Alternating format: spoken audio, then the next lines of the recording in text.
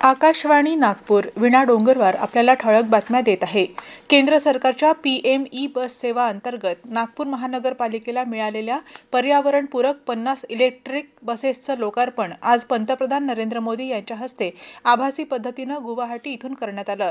या योजनेअंतर्गत नागपूरला 150 बसेस मिळणार असून त्यापैकी पहिल्या टप्प्यात 50 बसेस मनपाला प्राप्त झाल्या।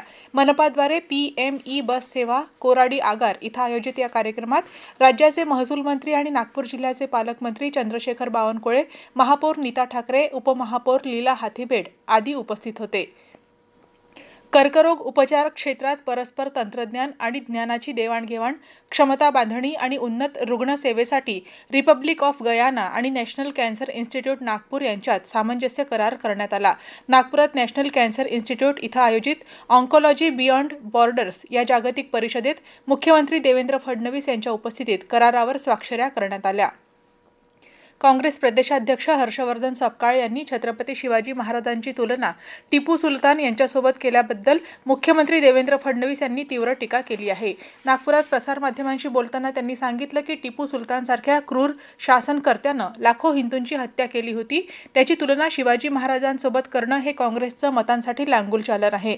याबद्दल काँग्रेसनं आणि त्यांच्या प्रदेशाध्यक्षांनी देशाची माफी मागावी आणि काँग्रेसच्या मित्रपक्षांनी सुद्धा याबाबत भूमिका स्पष्ट करावी असं ते म्हणाले। दरम्यान छत्रपती शिवाजी महाराजांचा पराक्रम अद्वितीय आहे।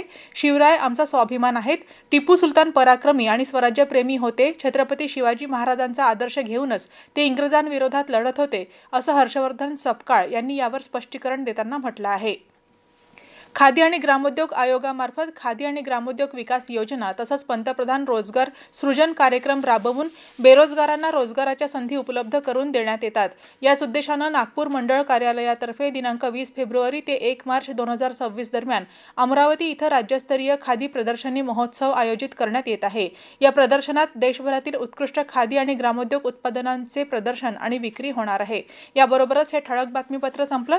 यापुढील ठळक बातमीपत्र आपण उद्या सकाळी 10:58 ऐकू शकाल। नमस्कार।